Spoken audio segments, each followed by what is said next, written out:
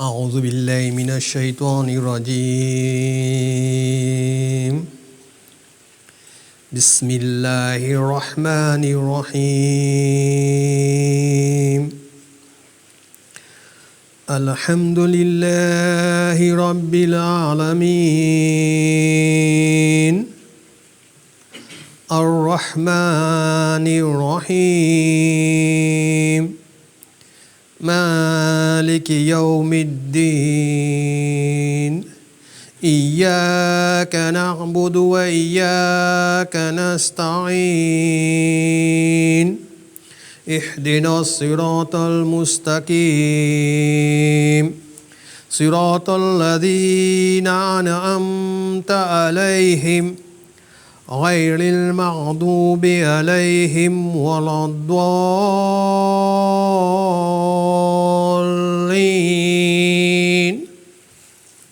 آمين آمين ثم آمين يا رب العالمين.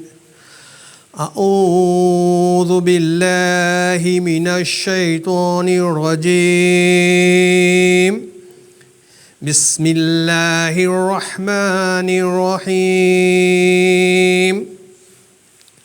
يا أيها الذين آمنوا اتقوا الله ولتنظر نفس ما قدمت لغد واتقوا الله إن الله خبير بما تعملون. ولا تكونوا كالذين نصروا الله فأنساهم أنفسهم أولئك هم الفاسقون.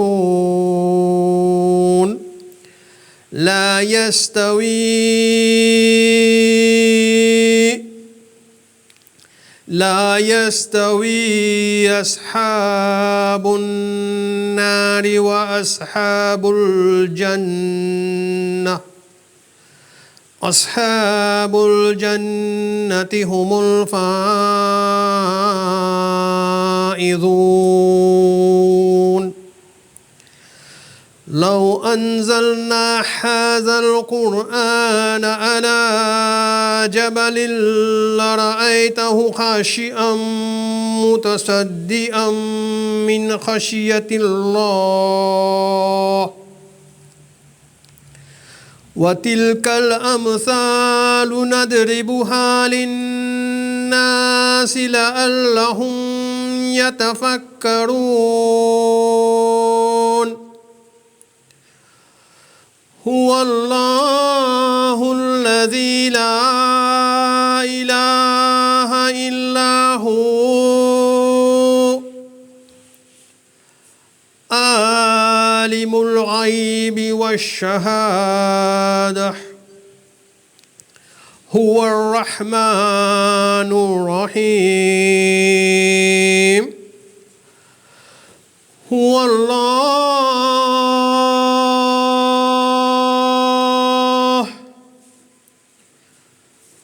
هو الله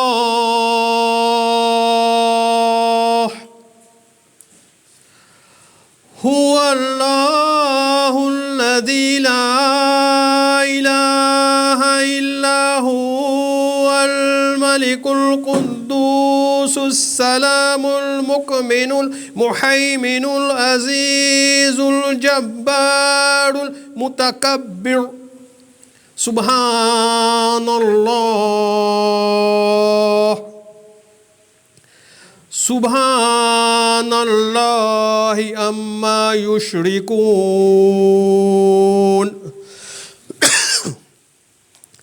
هو الله هو الله هو الله الخالق البارئ المصور له الأسماء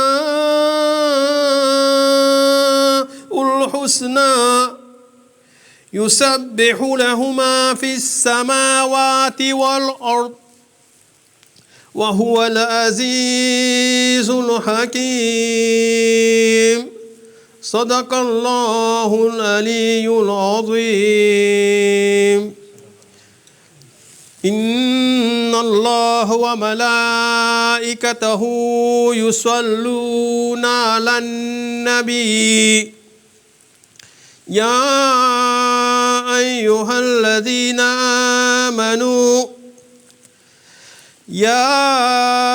أيها الذين آمنوا صلوا عليه وسلموا تسليما اللهم صل على سيدنا محمد وعلى آل سيدنا محمد وبارك صلى الله عليك يا رسول الله وسلم عليك يا حبيب الله صلى الله عليك يا رسول الله وسلم عليك يا حبيب الله. On va essayer de lire, Inch'Allah, un nath en français que j'ai déjà lu une ou deux fois peut-être ici, Inch'Allah. Ça s'appelle la jolie ville de Madina, Inch'Allah. La jolie ville de Madina, la jolie ville de Madina, la jolie ville de Madina, la jolie ville de Madina. Imaginons-nous être à Madina, Allahu Akbar. Et imaginons-nous quelle beauté c'est Madina. Il y a une beauté physique, mais il y a une beauté aussi qui est spirituelle. Une beauté qui est que la terre la plus sacrée, qui est la plus noble, même au-dessus de la Kaaba, au-dessus du paradis, c'est l'endroit où le bien-aimé prophète sallallahu alayhi wa sallam est enterré. Allahu Akbar. La plus afdal, la plus afzal, la plus méritoire des terres, c'est celle-ci. Allahu Akbar. Donc imaginons-nous le nombre de barakah, le nombre de bienfaits qui doivent descendre, là où il est rapporté que même un certain nombre d'anges descendent dans la cour du bien-aimé prophète sallallahu alayhi wa sallam, et chaque jour, ce tour, il change. Chaque jour, le nombre d'anges qui est venu, il descend. Et celui qui est venu n'a pas l'occasion de se représenter une deuxième fois à cet endroit-là.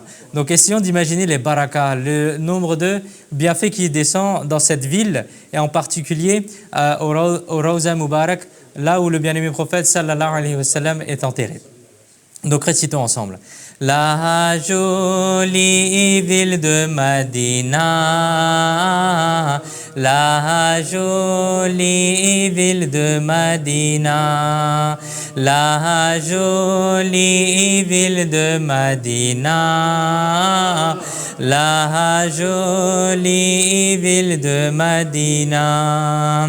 Celui qui aime la ville du prophète, la super ville de Madina. Celui qui aime la ville du prophète, la super ville de Madina. Entonnons tous ensemble la jolie ville de Madina. Entonnons tous ensemble la jolie ville de Madina. La jolie ville de Madina. La jolie ville de Madina. La jolie ville de Madina. La jolie ville de Madina. Ceux qui sont attirés par Paris, ils oublieront vite Paris. Écoutez mes chers frères, certains, ils rêvent de venir à Paris. Certains, ils disent quelle ville ça doit être, quelle beauté ça doit être, quelle architecture ça doit être. Mais celui qui parle de Médina, ensuite il oublie Paris. Nous vivons peut-être à Paris, nous vivons à côté de Paris. Mais ceux qui sont loin de Paris, ils pensent peut-être qu'un jour je vais visiter Paris. Mais l'amoureux du prophète sallallahu alayhi wa sallam, il oublie même Paris, il oublie toutes les villes du monde et il se concentre sur la ville de son prophète sallallahu alayhi wa sallam. Et c'est pour ça que le poète il dit ceux qui sont attirés par Paris, ils oublieront vite Paris. Ceux qui sont attirés par Paris, ils oublieront vite Paris. Si seulement ils voyaient Médina, la jolie ville de Médina. Si seulement ils voyaient Médina, la jolie ville de Médina. La jolie ville de Médina, la jolie ville de Elle est plus sucrée que le miel, la jolie ville de Médina. Elle est plus sucrée que le miel, la jolie ville de Médina. Elle est tellement parfumée, la jolie ville de Médina. Elle est tellement parfumée, la jolie ville de Médina. La jolie ville de Médina. La jolie ville de Médina. La jolie ville de Médina. La jolie ville de Médina. Prends notre âme à nous tous, ô Allah. Prends notre âme à nous tous, ô Allah. Dans la super ville de Médina. Qu'est-ce qu'il dit dans le hadith? Celui qui peut mourir à Médina, qu'il meure à Médina. Regardez ce que le poète il dit maintenant. Celui qui prend notre âme à nous tous, ô Allah, dans la super ville de Médina. Prends notre âme à nous tous, ô Allah, dans la super ville de Médina. Que notre destination finale soit dans la ville de Médina. Que notre destination finale soit dans la ville de Médina. Que notre destination finale soit dans la ville de Médina. La jolie ville de Médina. La jolie ville de Médina. La jolie ville de Médina. La jolie ville de Médina.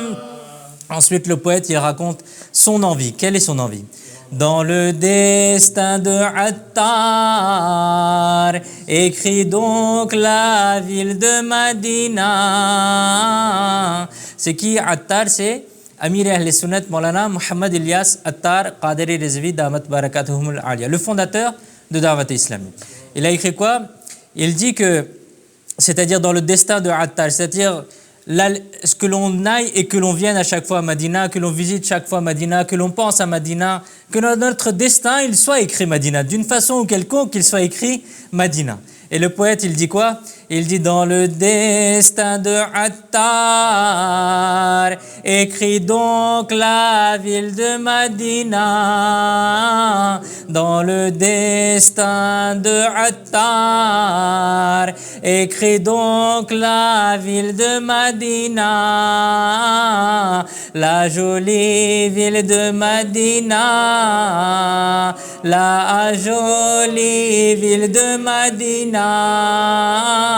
La jolie ville de Madina, la jolie ville de Madina, la jolie ville de Madina, la jolie ville de Madina, la jolie ville de Madina, la jolie ville de Madina. Amin. Qu'Allah Azza wa Jal nous fasse visiter encore et encore Medina Sharif. Qu'Allah Azza wa Jal nous permette de faire la Umrah, le Hajj encore et encore. Amin. Bijahi Nabi al-Amin. Sallallahu alayhi wa sallam. Sallu ala al-Habib. Sallallahu ta'ala ala Muhammad. Sallallahu alayhi wa alihi wa sallam. Alhamdulillahi Rabbil Alamin. Wa salatu wa salamu ala khatamin nabiyyin. Amma ba'd fa'a'udhu billahi minash shaitanir rajim. Bismillahir Rahmanir Rahim. Mes chers frères, répétez à haute voix après moi. As-salatu was-salamu alayka ya Rasulallah. As-salatu was-salamu alayka ya Rasulallah. Wa ala alika wa ashabika ya Habiballah. Wa ala alika wa ashabika ya Habiballah. As-salatu was-salamu alayka ya Nabiyallah. As-salatu was-salamu alayka ya Nabiyallah. Wa ala alika wa ashabika ya Nurallah. Nawaitu sunnat al-i'tikaf. Mes chers frères en islam, lorsque l'on rentre dans la mosquée, essayons de faire l'intention du i'tikaf. En plus de dire la dua lorsque l'on rentre dans la mosquée. Allahumma ftah li abwaba rahmatak. Et on fait aussi l'intention du i'tikaf. L'intention, c'est ce que l'on a dans notre cœur. Mais le dire à haute voix aussi, comme on vient de le faire, en disant Nawaitu sunnat al-i'tikaf, c'est aussi une bonne chose. C'est-à-dire qu'on fait l'intention du i'tikaf. Car tant que l'on reste dans la mosquée, Inch'Allah, on en aura la récompense. Il y a des choses qu'il n'est pas autorisé aussi de faire dans la mosquée. Manger, boire, dormir, cela n'est pas autorisé à faire dans la mosquée. C'est-à-dire, les mosquées ne sont pas faites pour cela. Mais si on fait l'intention du i'tikaf, alors Inch'Allah, toutes ces choses-là deviendront autorisées de manière implicite. Mais si quelqu'un veut manger, boire ou dormir dans la mosquée et qu'il se rappelle qu'il n'a pas fait l'intention du i'tikaf, alors qu'il fasse l'intention du i'tikaf, ensuite qu'il fasse un peu de dhikr, et ensuite il peut faire ce qu'il veut comme il est rapporté dans Fatawa Isham. Mes chers frères en islam, le bien-aimé prophète sallallahu ta'ala alayhi wa sallam a dit que celui qui aime rencontrer demain Allah Azza wa Jal alors qu'il est satisfait de lui, qu'il multiplie les prières sur moi. C'est-à-dire celui qui désire qu'au moment de se présenter dans la cour d'Allah Azza wa Jal, Allah Azza wa Jal soit satisfait de lui, doit réciter abondamment le Durud Sharif sur moi. Donc avec amour, avec respect et honneur pour le prophète alayhi salatu wa salam, récitons une fois la salat, le Durud Sharif sur lui. Sallu ala al-Habib, sallallahu ta'ala ala Muhammad, sallallahu alayhi wa alihi wa sallam. Mes chers frères en islam, il est rapporté dans un hadith que le bien-aimé prophète sallallahu ta'ala alayhi wa sallam a dit Afdalul amali an-niyyatu sadiqa, c'est-à-dire la meilleure des œuvres, la meilleure des actions est l'intention sincère. Donc essayons Inch'Allah de prendre l'habitude aussi de faire de bonnes intentions avant de faire n'importe quelle bonne action. Aujourd'hui, comme on va écouter quelques discours, Inch'Allah, on est rassemblés pour le Garveshif de ce mois-ci. Faisons l'intention, Inch'Allah, qu'on essaiera d'écouter le discours d'aujourd'hui du début à la fin pour acquérir la science religieuse. On essaiera de s'asseoir par respect pour la science religieuse. On essaiera d'éviter la paresse, de regarder à droite à gauche ou de perdre son temps avec son téléphone ou de faire autre chose. Et on essaiera, Inch'Allah, aussi de transmettre ce que l'on apprendra ici aux autres. Chers frères en islam, Sayyidina Sa'id ibn Musayyib rahmatullahi alayh, qui était un grand tabi'i. Tabi'i, c'est quoi? Un tabi'i, c'est celui qui a vu un sahaba, un compagnon, en étant musulman et qui est mort sur l'islam. Le sahaba, c'est quoi? C'est celui qui a vu le bien-aimé prophète sallallahu alayhi wa sallam ou qui a été en présence, il était aveugle, en présence du bien-aimé prophète sallallahu alayhi wa sallam en ayant la foi, l'islam, et qui est mort sur l'islam. Et de la même manière, un tabi'i, c'est celui qui a vu le sahaba en étant sur l'islam et qui est mort sur l'islam. Et cette personne-là, du coup, Sayyidina Sa'id ibn Musayyib rahmatullahi alayh, a eu l'honneur de fréquenter les honorables compagnons alayhim wa ridwan. C'était un homme d'une grande piété, très assidu dans l'adoration, un wali accompli. Sayyidina Ali ibn Zayd rahmatullahi alayhi rapporte que un jour je me suis présenté auprès de cette personne, de ce tabi'i, Sayyidina Sa'id ibn Musayyab rahmatullahi alayhi. Alors Sayyidina Sa'id ibn Musayyab rahmatullahi alayhi a désigné un homme en disant « Ô Ali ibn Zayd, regarde donc le visage de cet homme. » Alors il dit « Je me suis avancé et j'ai constaté que son visage était entièrement devenu noir, d'un noir intense, d'un noir inhabituel. » Sayyidina Sa'id ibn Musayyab rahmatullahi alayhi en a alors expliqué la cause en disant « Cet homme, qui a maintenant le visage tout noir, manquait de respect envers le troisième et quatrième calife des musulmans, Sayyidina Uthman et Ali radiyallahu ta'ala anhum. » Sayyidina Sa'id ibn Musayyab rahmatullahi alayhi continue en disant que « Je lui ai dit d'arrêter, mais il ne s'est pas arrêté. » Il continuait à parler en mal du troisième et quatrième calife des musulmans, Sayyidina Uthman et Sayyidina Ali radiyallahu ta'ala anhum. Alors Sayyidina Sa'id ibn Musayyab rahmatullahi alayhi dit « J'ai alors fait une dua. J'ai dit, ô Allah Azza wa Jal, si l'insolence de ce malheureux te met en colère, montre-moi-en donc un signe sur lui. » Aussitôt, son visage est devenu noir, d'un noir très intense. Allah, Allah. Chers frères en islam, réfléchissons à cela. Le troisième calife des musulmans, Sayyidina Uthman al-Ghani radiyallahu ta'ala anhu, occupe un rang immense auprès d'Allah Azza wa Jal. Tout manquement de respect à son égard ne plaît absolument pas à Allah Azza wa Jal. Il n'est pas nécessaire que le châtiment terrestre de l'insolent envers Uthman soit manifeste à nos yeux, soit visible. Cependant, une chose est certaine, celui qui manque de respect à Sayyidina Uthman al-Ghani radiyallahu ta'ala anhu ou aux honorables compagnons alayhim wa ridwan et meurt dans cet état, sans tauba, sans repentir, se rendra méritant d'un dur châtiment dans la akhira. Qu'Allah Azza wa Jal nous en préserve.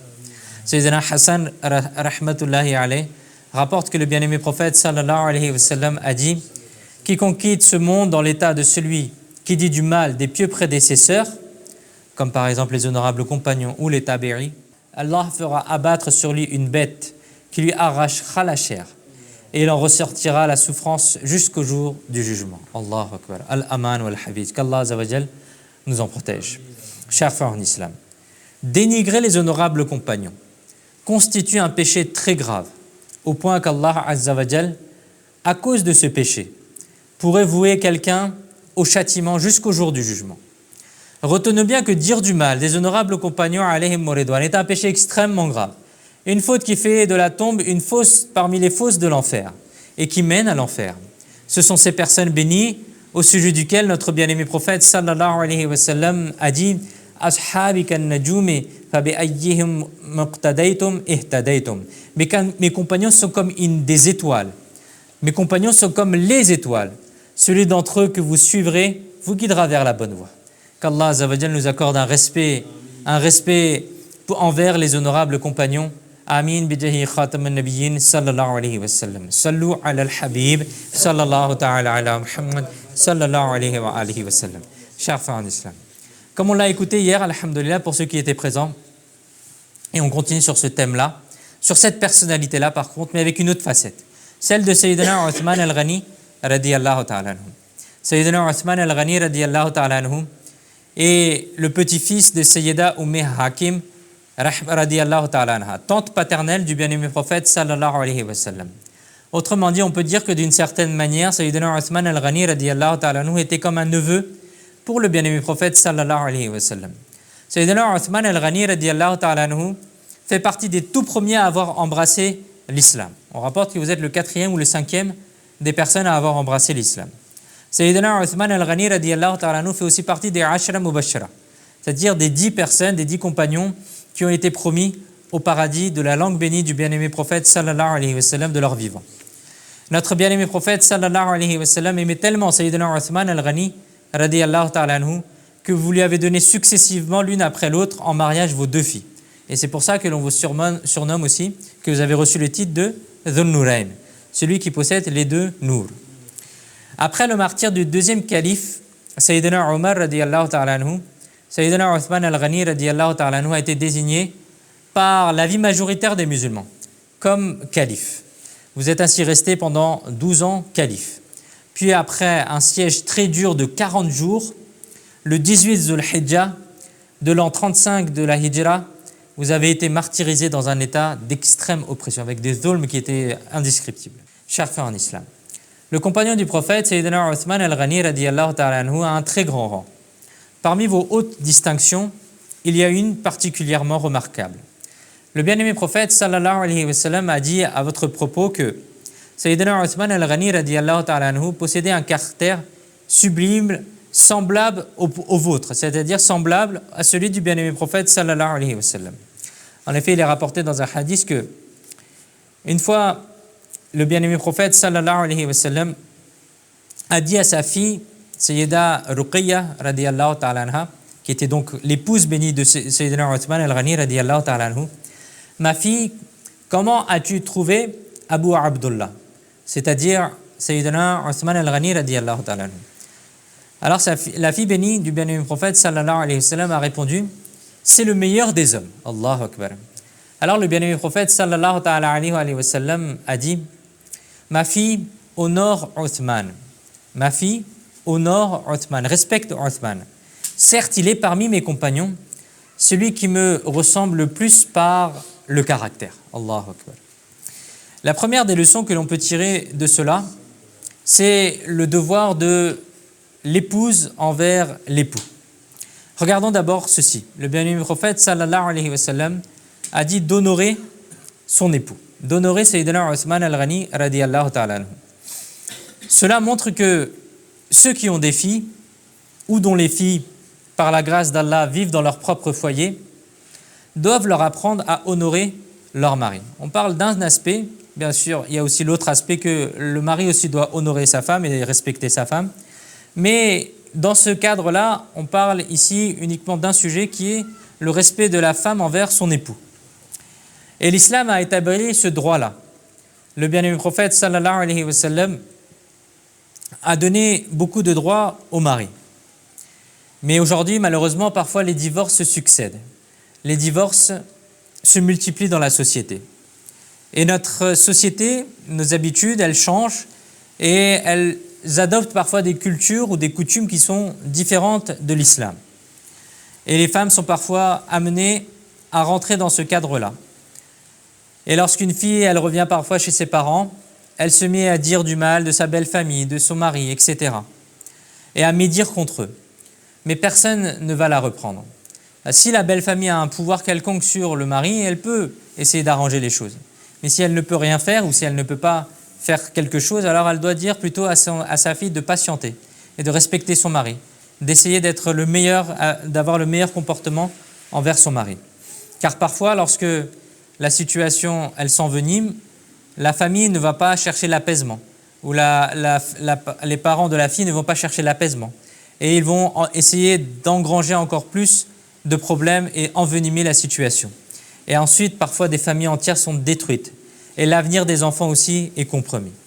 Il faut comprendre que les parents de la fille doivent tirer une leçon de cette manière bénie du bien-aimé prophète sallallahu alayhi wa sallam. Amir Ahl-Sunnat Maulana Muhammad Ilyas Attar Qadri Rizvi Damat Barakatuhumul Aliya dit également, donne quelques conseils aussi concernant la fille et a donné quelques conseils à sa propre fille concernant comment elle doit se comporter envers son mari. Première des choses, c'est qu'il est nécessaire d'exécuter la parole de son mari, essayer de satisfaire son mari autant que possible, tant que ce n'est pas contraire à la charia. Deuxième chose, c'est d'accueillir le mari et la belle-mère en se levant et raccompagner-les également debout au moment de leur départ. Allahu Akbar. Regardons la tarbiya d'un cheikh envers sa propre fille. Et troisième chose, ne faites à votre mari aucune demande de quelque nature que ce soit pour vous-même afin de ne pas devenir un fardeau pour lui. C'est-à-dire que parfois il y a certaines femmes qui disent moi je veux des vêtements coûteux, moi je veux une grande maison, moi je veux ceci, moi je veux cela. Et après ça devient quelque chose de très difficile pour le mari et c'est un fardeau psychologique pour lui. Et parfois il va même aller dans le haram pour essayer de gagner encore plus pour satisfaire sa femme. Et Amir al-Sunnat donne cette tarbiya-là d'essayer d'éviter de demander à son mari des choses sauf si, oui, s'il n'accomplit pas les droits qui vous sont dus, alors vous pouvez les réclamer. Et il y a de nombreux livres qui ont été écrits, dont un livre qui est écrit par Amir al-Sunni, qui est la Sunna du Nikah, et qui détaille encore un peu plus ce sujet-là. Bref, ça c'est un premier sujet. Ensuite, nous avons entendu un hadith où le bien-aimé prophète, sallallahu alayhi wa sallam, en évoquant l'honneur de Sayyidina Uthman al-Ghani, radiyallahu ta'ala anhu, a dit que, certes, il est parmi mes compagnons celui qui ressemble le plus par le caractère, celui qui me ressemble le plus par le caractère. Quelle belle manière. Maintenant, réfléchissons un petit peu. Quel est le caractère de notre bien-aimé prophète, sallallahu alayhi wa sallam? Allah Azza wa Jalla dit dans Surat Al-Qalam, verset 4, « Wa innaka la'ala khuluqin azim » Et certes, vous êtes assurément doté d'un caractère éminent, d'un grand caractère, d'un excellent caractère. Regardons quels sont les sublimes caractères, les sublimes caractères qu'Allah Azza wa Jalla a accordés à son bien-aimé prophète, sallallahu alayhi wa sallam. Et le bien-aimé prophète, sallallahu alayhi wa sallam, qu'est-ce qu'il dit? Il dit que Sayyidina Uthman al-Ghani, radiyallahu ta'ala anhu, est parmi mes compagnons celui qui me ressemble le plus par le caractère. Alors Sayyidina Uthman al-Ghani, radiyallahu ta'ala anhu, a reçu une grande part de cela. Quels sont les mérites, le akhlaq, le caractère de Sayyidina Uthman al-Ghani, radiyallahu ta'ala anhu? Écoutons. Sayyidina Thabit ibn Abdullah, rahmatullahi alayhi, rapporte qu'une fois, un homme s'est présenté auprès du 4e calife des musulmans, Sayyidina Ali, radiyallahu ta'ala anhu, et a dit « Ya Amir al-Mu'minin » je retourne à Madinatul Munawwara et là-bas les gens me demandent comment est-ce qu'il est Sayyidina Uthman, comment est-ce qu'il était Sayyidina Uthman al-Ghani. Qu'est-ce que je dois leur répondre? Alors Sayyidina Ali radiyallahu ta'ala anhu a répondu, dis-leur que ce verset sacré correspond pleinement à Sayyidina Uthman al-Ghani. Quel est ce verset? Surat al-Maïda, verset 93, traduction. Ayez la foi et accomplissez de bonnes actions. Puis craignez Allah et demeurez dans la foi. Puis craignez-le encore et faites des bonnes actions. Et Allah aime ceux qui font des bonnes actions.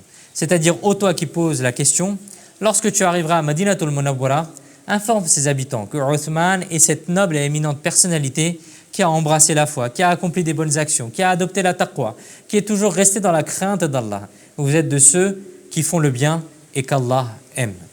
On comprend donc que Sayyidina Uthman al-Ghani radiyallahu ta'ala anhu compte parmi les bienheureux qui demeurent toujours fermes dans la foi. Il est écrit dans les livres que lorsque Sayyidina Uthman al-Ghani radiyallahu ta'ala anhu a embrassé l'islam, son oncle vous a attaché par des cordes et a dit « Tant que tu ne te détourneras pas de l'islam, je ne te détacherai pas. » Mais Sayyidina Uthman al-Ghani radiyallahu ta'ala anhu avait une foi ferme, il n'a pas lâché quoi que ce soit. Et il a dit « Par Dieu, je n'abandonnerai jamais cette religion bénie. » Finalement, c'est bien ce qui est arrivé. La vérité a triomphé et le batil a été vaincu. Lorsque son oncle a vu la fermeté de Sayyidina Uthman al-Ghani sur l'islam, il a dû déposer les armes et il l'a laissé repartir. Regardons donc la fermeté de Sayyidina Uthman al-Ghani radiyallahu ta'ala anhu dans la religion. Une foi d'une solidité extrême et une qualité bénie de notre bien-aimé prophète sallallahu alayhi wa sallam. Dans le bas monde, il n'y a personne, il n'y a jamais eu personne, et il n'y aura jamais personne dont la foi soit semblable à celle de notre bien-aimé prophète sallallahu alayhi wa sallam. Sayyidina Uthman al-Ghani radiyallahu ta'ala anhu avait reçu une part de cette qualité du bien-aimé prophète sallallahu alayhi wa sallam, une part du caractère du bien-aimé prophète sallallahu alayhi wa sallam. Ah, si seulement il nous était accordé à nous aussi de demeurer fermes dans l'islam et dans la religion, de ne pas compromettre nos principes religieux dans l'islam et dans la foi. Ah, si seulement nous obtenions au sens véritable le souci de préserver notre foi. Allahu Akbar. Ceci est la première caractéristique de Sayyidina Uthman al-Ghani radiyallahu ta'ala anhu. Sayyidina Uthman al-Ghani radiyallahu ta'ala anhu avait un autre caractère. Sayyidina Uthman al-Ghani radiyallahu ta'ala anhu est le plus pudique de toute la Ummah. En effet, il est rapporté dans un hadith que la pudeur fait partie de la foi et Uthman est au sein de ma Ummah celui qui se distingue le plus par la pudeur. Allahu Akbar. Qu'est-ce qu'il est dit à propos de cela? Il est rapporté dans un hadith qu'une fois, le bien-aimé prophète sallallahu alayhi wa sallam était assis et votre vêtement avait laissé découvert votre mollet béni, c'est-à-dire l'arrière de la jambe, sous le genou, l'arrière de la jambe, le mollet. Et durant ce moment-là, Sayyidina Abu Bakr as-Siddiq radiyallahu ta'ala anhu s'est présenté. Mais le bien-aimé prophète sallallahu alayhi wa sallam est resté dans sa position. Ensuite, Sayyidina Omar al-Faruq al-A'zam radiyallahu ta'ala anhu s'est présenté. Et le bien-aimé prophète sallallahu alayhi wa sallam est resté dans la même position. Puis lorsque Sayyidina Uthman al-Ghani radiyallahu ta'ala anhu s'est présenté, le bien-aimé prophète sallallahu alayhi wa sallam a recouvert le mollet béni. Réfléchissons. A recouvert le mollet béni. Alors, Sayyidatuna Aïcha Siddiqa radiyallahu ta'ala anha elle dit, c'est elle qui rapporte ce hadith, elle dit que après leur départ, je me suis adressé respectueusement au bien-aimé prophète sallallahu alayhi wa sallam en lui disant Ya Rasulallah sallallahu ta'ala alayhi wa sallam, mon noble père, c'est-à-dire Sayyidina Abu Bakr as-Siddiq radiyallahu ta'ala anhu, est venu. Vous êtes resté dans la même position. Puis Omar est venu, vous êtes resté dans la même position. Et lorsque Uthman est venu, vous avez recouvert votre mollet béni. Quelle en est la hikmah, la sagesse derrière cela? Alors le bien-aimé prophète sallallahu ta'ala alayhi wa sallam a répondu Ne devrais-je pas éprouver de la pudeur envers un homme devant lequel même les anges éprouvent de la pudeur? Allahu Akbar. Rapporté dans Muslim. Regardons mes chers frères. Voici Sayyidina Uthman al-Ghani radiyallahu ta'ala anhu. Vous êtes d'une telle pudeur que même les anges éprouvent de la haya, de la pudeur envers vous. Et la pudeur, mes chers frères, fait partie de l'islam. C'est quelque chose que nous devons cultiver. Et il est rapporté dans un hadith de Ibn Majah, certes, chaque religion a une vertu morale propre. Et la vertu morale de l'islam est la haya, la pudeur.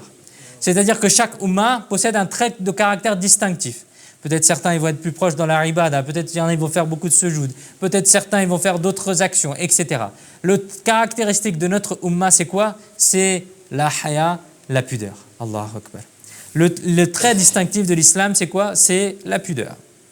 Qu'Allah Azza wa Jal nous accorde à nous aussi le bienfait de la pudeur par la baraka de Sayyidina Uthman radiyallahu ta'ala anhu.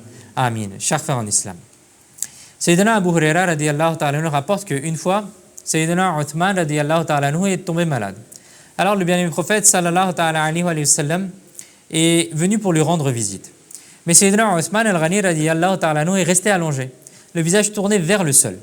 Alors le bien-aimé prophète sallallahu alayhi wa sallam lui a demandé à Uthman, qu'y a-t-il? Pourquoi est-ce que tu te lèves pas? Alors Sayyidina Uthman radiyallahu ta'ala anhu il dit, Ya Rasulallah sallallahu ta'ala alayhi wa sallam, j'éprouve de la pudeur devant Allah.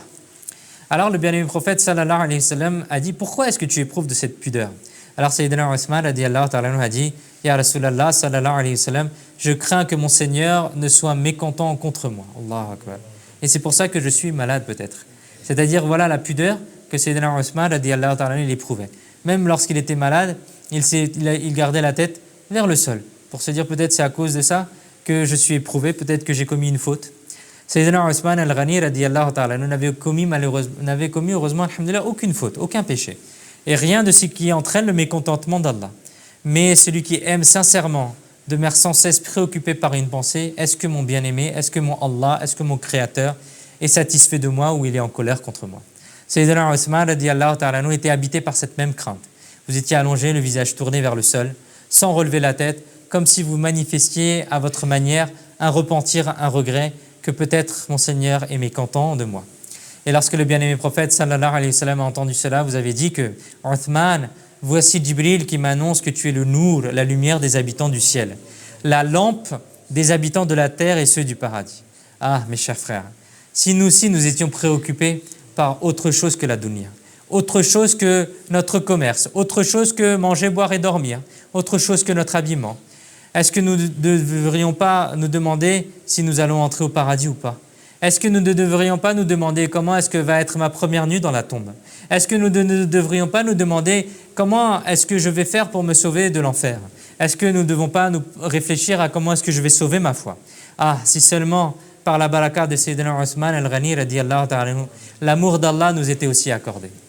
Mes chers frères en islam, parmi les autres nobles caractéristiques que Sayyidina Uthman al-Ghani radiyallahu ta'ala anhu avait, était que le bien-aimé prophète sallallahu alayhi wa sallam déjà était détaché de cette dunya. Et dans la noble vie de Sayyidina Uthman radiyallahu ta'ala anhu, on voit aussi ce trait de caractère. Vous étiez riche, vous étiez fortuné. C'est pour ça qu'on vous appelle al-Ghani, le riche. Mais vous étiez riche avant l'islam. Après l'islam, lorsque vous avez quitté ce monde, vous aviez dépensé énormément fi sabilillah. Et vous restez très peu d'argent. Mais malgré cela, on vous appelle encore aujourd'hui Al-Ghani, parce que vous avez dépensé dans le chemin d'Allah, donc vous avez conservé cela pour la akhira. Donc vous êtes Ghani pour jusqu'à l'éternité, alhamdulillah. Vous étiez riche, vous étiez fortuné, vous étiez détaché malgré tout de ce bas monde. Vous ne laissiez pas l'amour du bas monde entrer dans votre cœur.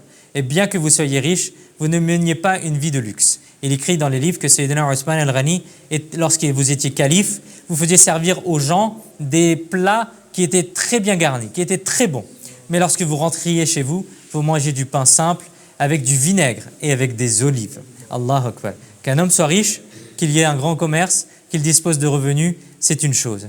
Mais parfois, le système s'inverse. C'est-à-dire que si l'on est riche, on va donner ce qui est le moins cher aux autres. On va essayer de refourguer aux autres ou aux pauvres les choses qui nous sont les plus inutiles ou les plus endommagées ou les plus seconde main. On ne va pas donner quelque chose qui est bien. Mais regardez l'habitude de Sayyidina Othman al-Ghani radiyallahu ta'ala anhu.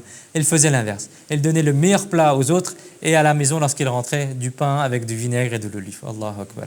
Qu'Allah Azza wa Jal nous accorde une telle simplicité. Mes chers frères en islam, parmi les qualités magnifiques de notre bien-aimé prophète sallallahu alayhi wa sallam, le fait que vous pardonniez beaucoup et vous pardonniez à vos ennemis. Une fois, il est rapporté que Sayyidina Othman al-Ghani radiyallahu ta'ala anhu est rentré dans la mosquée comme à son habitude par la même porte.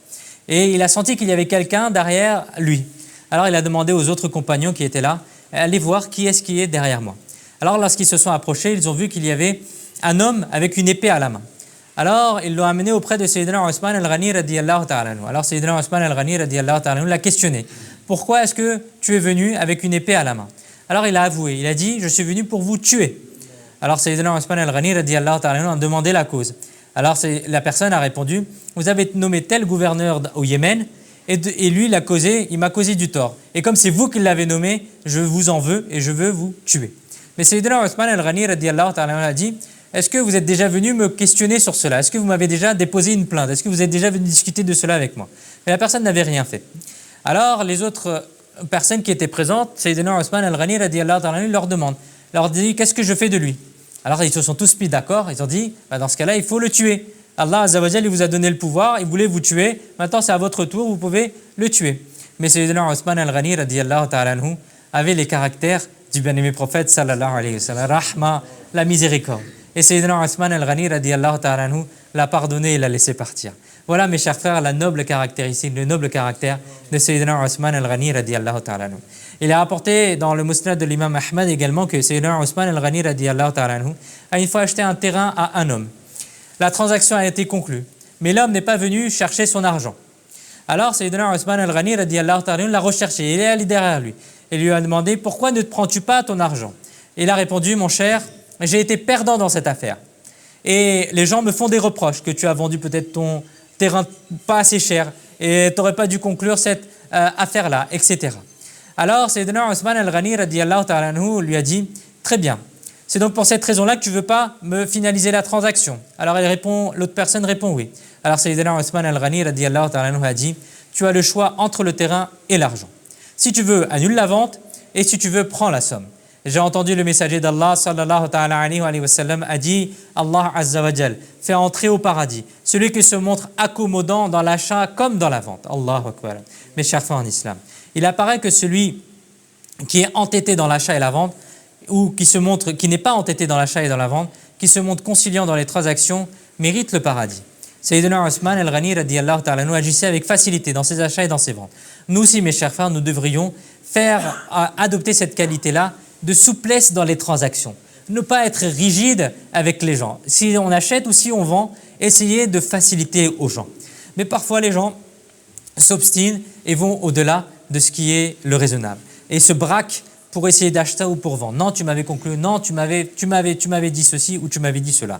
Rester bloqué comme cela est contraire aux bienséances. De même, certains commerçants, ils écrivent que les produits ne sont pas remboursés ou que les produits ne sont pas échangés, etc. Non, il faut essayer d'être conciliant en islam, car quiconque accorde, il est rapporté que le bien-aimé prophète sallallahu alayhi wa sallam a dit, quiconque accorde à un musulman l'annulation d'une vente, au jour du jugement, Allah lui pardonnera son faux pas. Qu'Allah Azza wa Jal nous permette de retenir ce que nous avons entendu et de le propager aux autres et d'essayer d'appliquer ce que nous avons entendu et d'avoir l'amour de Sayyidina Othman radiyallahu ta'ala anhu dans le cœur. Amin bi jahin nabiy amin sallallahu alayhi wa sallam. Sallu ala al-habib sallallahu ta'ala ala Muhammad sallallahu alayhi wa alihi wa sallam. Mustafa Jane Rahman Pela को सलाम शम्ए बज़ में हिदायत पेला को सलाम मुस्तफ़ा जाने रहमा پہ لاکھوں سلام شمع بز میں ہدایت پہ لاکھوں سلام ہم غریبوں کے آقا پہ بے حد درود ہم فقیروں کے سرور پہ لاکھوں سلام غوث اعظم امام متقی والنقا غوث اعظم امام متقی والنقا جلوائے شان قدرت پہ لاکھوں سلام ڈال دی قلب میں عظمت مصطفیٰ ڈال دی قلب میں عظمت مصطفیٰ سیدی اعلیٰ حضرت پہ لاکھوں سلام مجھ سے خدمت کے خود سی کہے رضا مجھ سے خدمت کے خود سی کہے رضا مصطفیٰ جان رحمت پہ لاکھوں سلام شمع بز میں ہدایت پہ لاکھوں سلام اے سب سے گنبد والے منظور دعا کرنا جب وقت نظر آئے دیدار عطا کرنا اے سبز گنبد والے منظور دعا کرنا جب وقت نظر آئے آقا دیدار عطا کرنا اے نور خدا آ کر آنکھوں میں سما جانا یا در پہ بلا لینا یا خواب میں آ جانا اے پردہ نشیں دل کے پردے میں رہا کرنا جب وقت نظر آئے آقا دیدار ادا کرنا میں قبر اندھیری میں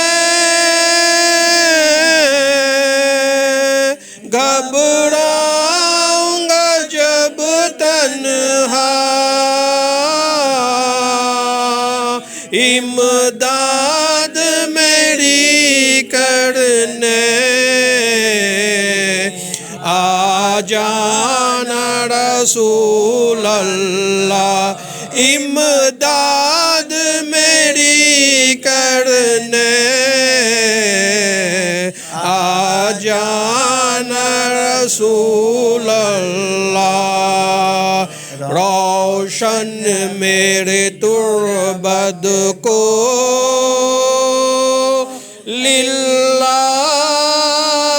ذرا کرنا جب وقت نظر آئے آقا دیدار عطا کرنا مجرم ہوں جہاں بھر کا میں شر میں برم رکھنا رسوائے زمانہ ہوں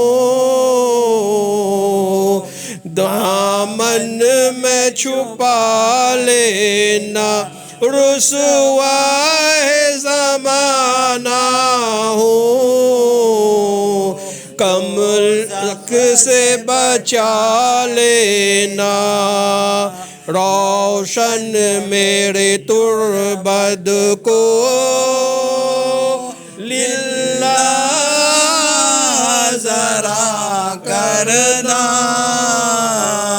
جب وقت نظر آئے آقا دیدار عطا کرنا اے سبز گنبد والے منظور دعا کرنا جب وقت نظر آئے آقا دیدار عطا کرنا الصلاة والسلام علیکہ یا سیدی یا رسول اللہ وعلی آلک و اصحابک یا نور اللہ صلی اللہ علیہ وسلم وصلی اللہ تعالی علی خیر خلقہ محمد وعلی آلہ و اصحابہ اجمعین برحمتک یا ارحم الراحمین الفاتحہ الحمدللہ رب العالمین والصلاة والسلام على خاتم النبيين جزا الله عنا سيدنا ومولانا محمدا ما هو أهله ربنا آتنا في الدنيا حسنة وفي الآخرة حسنة وقنا عذاب النار وقنا عذاب الكبر وقنا عذاب الحشر وقنا حساب الميزان يا ربنا يا ربنا يا ربنا يا الله يا رحمن يا رحيم يا الله يا رحمن يا رحيم Ya Allah Azza wa Jal, on s'est présenté dans ta cour, Ya Allah, les mains levées aujourd'hui. On est venu dans ta mosquée, Ya Allah, dans ta maison, Ya Allah Azza wa Jal, accepte notre venue ici. Ya Allah Azza wa Jal, accorde-nous une récompense selon ton shan, Ya Allah, en restant dans cette mosquée. Ya Allah Azza wa Jal, on a fait ton zikr, on a récité le Coran, on a écouté le Coran, on a écouté les discours, on a fait salat au salam, Ya Allah Azza wa Jal, accepte cela dans ta cour. Ya Allah Azza wa Jal, pardonne-nous tous nos manquements et tous nos péchés. Ya Allah Azza wa Jal, pardonne-nous nos péchés qu'on a fait en sachant que c'était des péchés. Ya Allah, pardonne-nous les péchés qu'on a fait sans savoir que c'était des péchés. Ya Allah Azza wa Jal, fais que nous puissions vivre une vie sans péché, Ya Allah. Ya Allah Azza wa Jal, protège-nous des péchés. Ya Allah Azza wa Jal, protège les membres de notre famille des péchés. Ya Allah Azza wa Jal, guide-nous sur la voie du hidayah. Ya Allah, guide-nous sur la voie du droit chemin. Ya Allah Azza wa Jal, fais que nous puissions faire autant de bonnes actions que possible, Ya Allah.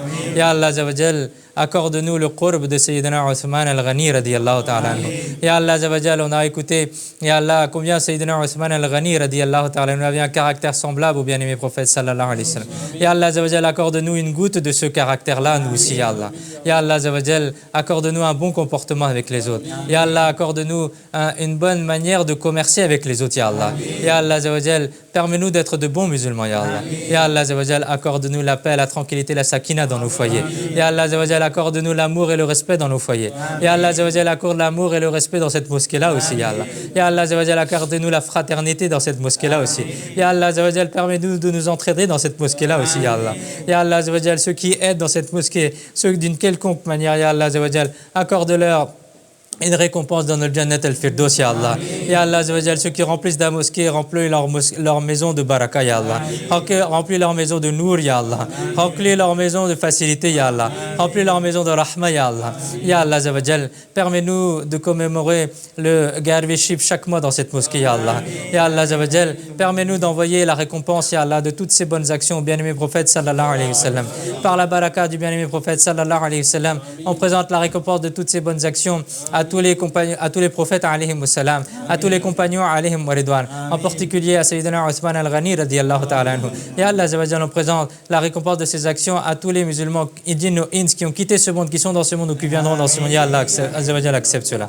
Ya Allah Azawajal, permets-nous, Ya Allah, d'avoir une bonne santé, Ya Allah. Ya Allah Azawajal, pour pouvoir t'adorer, accorde-nous le temps et la santé, Ya Allah. Ya Allah Azawajal, accorde le temps et la santé à nos proches aussi, Ya Allah. Ya Allah, ceux qui sont malades, accorde-leur la santé. Ceux qui ont des problèmes de justice, Ya Allah, accorde-leur la facilité. Ceux qui ont des problèmes de papier, Ya Allah, accorde-leur les papiers. Ya Allah Azawajal, ceux qui veulent se marier, accorde-leur une bonne épouse et un bon époux, Ya Allah. Ya Allah Azawajal, accorde-leur un foyer basé sur la sunna de ton bien-aimé prophète sallallahu alayhi wa sallam. Ya Allah Azawajal, accorde-leur une baraka dans leur foyer, Ya Allah. Ya Allah Azawajal, permets-leur d'avoir un foyer qui soit un foyer modèle, Ya Allah. Un foyer qui soit plein de baraka, un foyer plein de miséricorde. Ya Allah Azawajal, ceux qui veulent avoir des enfants, accorde-leur des enfants en bonne santé et sur la sunna, Ya Allah.